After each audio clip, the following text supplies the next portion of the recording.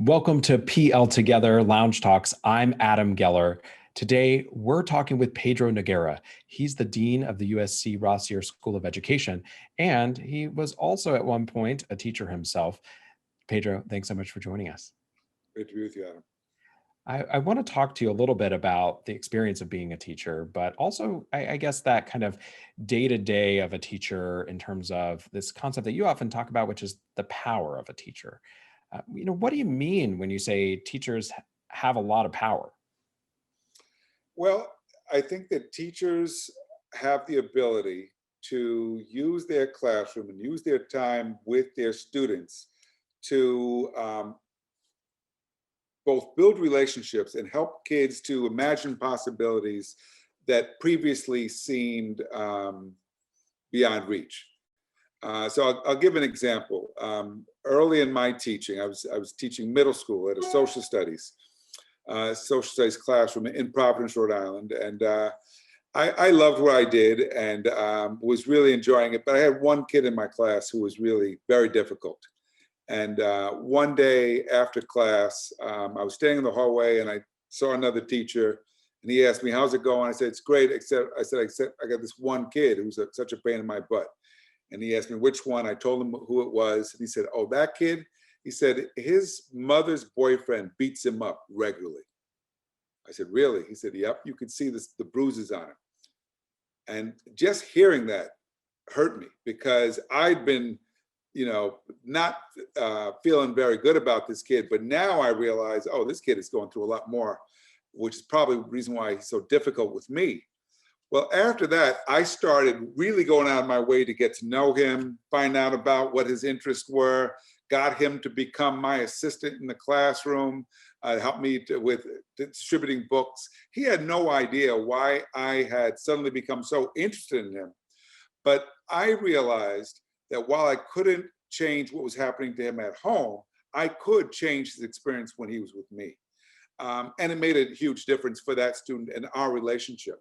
And I bring that up because I think very often teachers experience, we become, there's so much that we don't control that's affecting our kids, but there's a lot we do control. And it's when we focus on the things we do control. What's it like when that student is with us? What's their experience like in our classroom? Do they feel safe? Do they feel supported? When that happens, then education can be really powerful for kids. As a former middle school teacher, I'm just going to give the middle school teacher solidarity shout out here, which I'm sure all middle school educators will be feeling when they hear that you were a middle school teacher, not just a history teacher, a big difference. But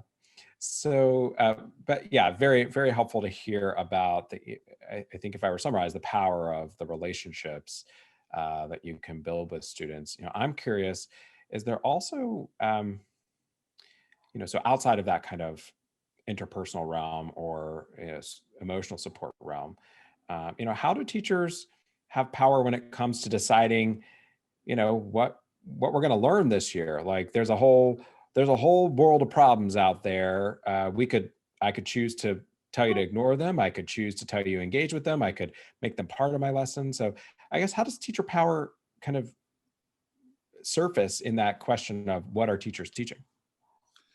I think it's very important for teachers to be clear about what's most important in what they teach. Now, hopefully, this is something they do not by themselves, but with other teachers. And the reason why that's important is because we want there to be a shared understanding of what's most important. If we're all teaching 8th graders in social studies, let's all get on the same page and make sure, okay, what do we want our kids to get out so they'll be ready for the 9th grade? Should they be able to write an essay? Should they be able to do research on their own? Should they be able to know what a primary source is versus a secondary source? Whatever it is, we need to get clear about that because that's how we ensure that, that education can be transformative for kids. Most of what kids learn in school, they will forget, right? The only part we retain is the part that we continue to use. However, if we're good as teachers, what our kids get good at is they get good at learning. And that knowing how to learn, knowing how to process information, where to go when you don't have the answer. If kids learn that while they're with us, then they will become better able to adapt to new material, to changing situations, changing expectations, and they'll be hopefully, as learners, have much more control over their education.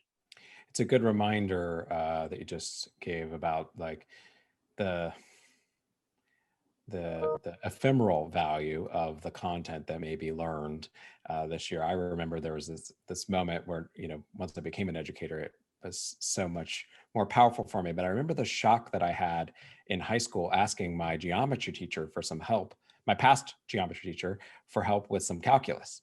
And his response was like, what? I don't remember any of that, which was like kind of mind blowing to me as a student. But I think it's really that real world example of like the, you know, even the math teacher in that moment couldn't remember the calculus. So Right. you know, what are we teaching? We're teaching how to be learners. That's right.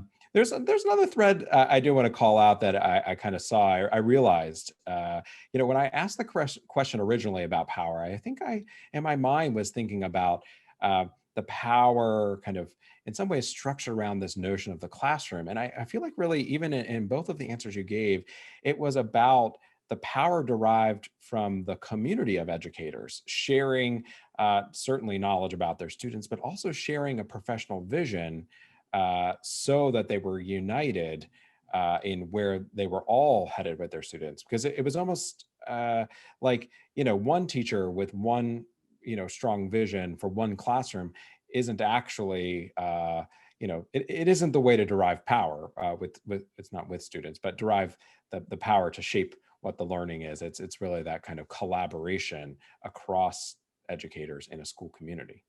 Absolutely. I mean, you know, I always say that the biggest obstacle to improving teaching is the isolation of teachers.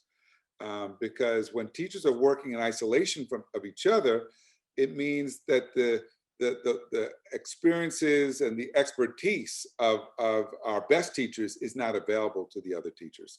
And so what we want to do is create the environment where teachers can work together, learn together, plan together, so that they can grow together. And it actually makes teaching a lot more fun too. Because otherwise, who do you have to talk to about your teaching? Because, you know, chances are nobody else wants to hear it but your colleagues. Yeah, it's so true. Well, Pedro, we need to take a break. If you're just joining us and want to hear the rest of this conversation, head to pltogether.org. And Pedro, thanks so much for joining us. We'll be right back.